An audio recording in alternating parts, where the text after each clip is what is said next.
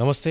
రాజకీయాల్లో మధుప్రియ వివాదాస్పద వ్యాఖ్యలు చేశారు అని చెప్పేసి సోషల్ మీడియా వేదికగా బాగా ట్రోల్స్ జరుగుతున్నాయి. వీడియోస్ అని హల్చల్ అవుతా ఉన్న పరిస్థితి. అసలు ఏం వ్యాఖ్యలు చేసింది అంతగానం మధుప్రియ ఇంతగానం ట్రోల్కి గురి కావడానికి రీజన్ ఒకసారి ఆ వ్యాఖ్యలు ఏందో కూడా చూద్దాం. దానికి ముందు మధుప్రియ అంటే ఎవరు? తెలంగాణ ఉద్యమం టైంలో అతి చిన్న వయస్కురాలైన మధుప్రియ స్టేజ్ పైన గద్దరన్నతో గజ్జ కట్టి పాట పాడితే ఆంధ్ర పెత్తందారులకు అప్పుడు గుండెలన్నీ గడగడలాడిన పరిస్థితి.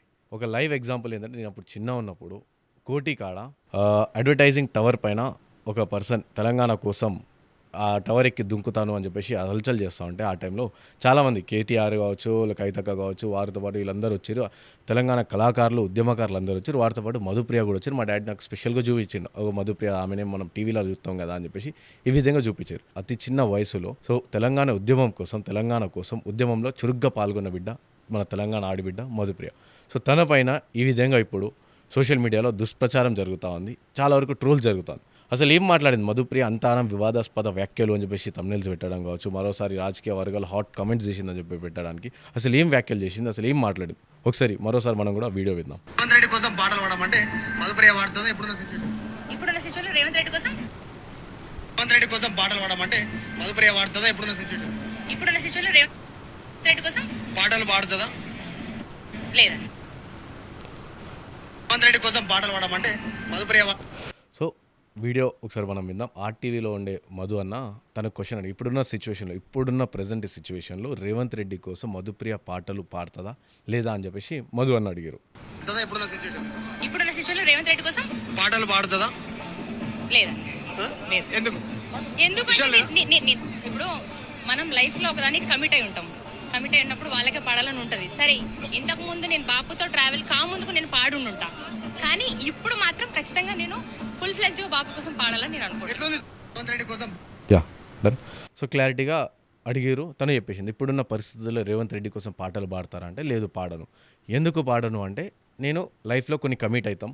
ఆ కమిట్మెంట్ ప్రకారం దానికోసమే వర్క్ చేస్తాం. మేము అదే ఇప్పుడు ఉన్న ప్రజెంట్ సిచ్యువేషన్లో రేవంత్ రెడ్డి గురించి పాడాను. కేసీఆర్ బాబు కోసమే వాడతాను అని చెప్పేసి తను మాట్లాడిన మాటలు.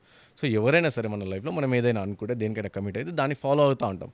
ఇప్పుడున్న సిచ్యువేషన్లో కావచ్చు, ఆమె ఇంతకుముందు ఇప్పుడున్న ప్రజెంట్ ఉన్న సిచ్యువేషన్ బేస్ చేసుకుని గతంలో నేను రేవంత్ రెడ్డి కోసం పాట పాడుండొచ్చు, కానీ ఇప్పుడైతే నేను కంప్లీట్గా కేసీఆర్ బాబు కోసమే ఉన్నా కాబట్టి నేను వారికే పాట పాడతానని చెప్పి తను క్లియర్గా చెప్పింది. దానికి ఎవరికైనా సరే ఒక వ్యక్తిగతంగా తను ఏం చేయాలనుకుంటారు, తను ఏం పాడాలనుకుంటారు అనేది ఉంటుంది కదా.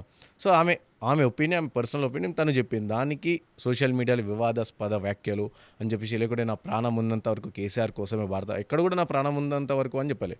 కేసీఆర్ గురించే వాడతాను అని చెప్పి, నా ప్రాణం ఉన్నంత వరకు అనేది ఇక్కడ కూడా లేదు. కానీ చాలా వరకు తమ్నెల్స్లలో, చాలా వరకు సోషల్ మీడియా కమెంట్స్లలో ఈ విధంగా ట్రోల్ చేస్తున్నారు.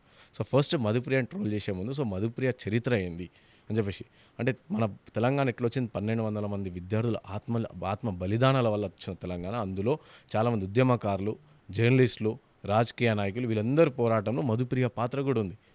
తెలంగాణ ప్రభుత్వంలో 10 ఏళ్ళ కేసీఆర్ హయాం తర్వాత కాంగ్రెస్ ప్రభుత్వం అధికారంలోకి వచ్చిన తర్వాత గద్దర్ అవార్డ్స్ అని చెప్పేసి, మనం గద్దర్ గారిని గుర్తు చేసుకుంటూ నంది అవార్డ్స్ ఎందుకు గద్దర్ అవార్డ్స్ పెట్టుకుందాం మనం అని చెప్పేసి రేవంత్ రెడ్డి గారు గద్దర్ అవార్డ్స్ స్టార్ట్ చేశారు.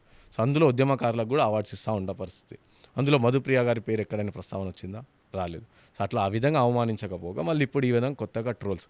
దీనికి సపోర్ట్ చేసిన వాళ్ళు చాలామంది ఉన్నారు, అలాగే అపోజిట్ చేసే వాళ్ళు కూడా, దీని ట్రోల్స్ని కంటిన్యూ చేసే వాళ్ళు కూడా చాలామంది. కానీ మనం ఒకసారి ఎవరినైనా సరే ట్రోల్ చేసే ముందు వాళ్ళ చరిత్ర ఏంది, తను ఏం చేసింది గతంలో.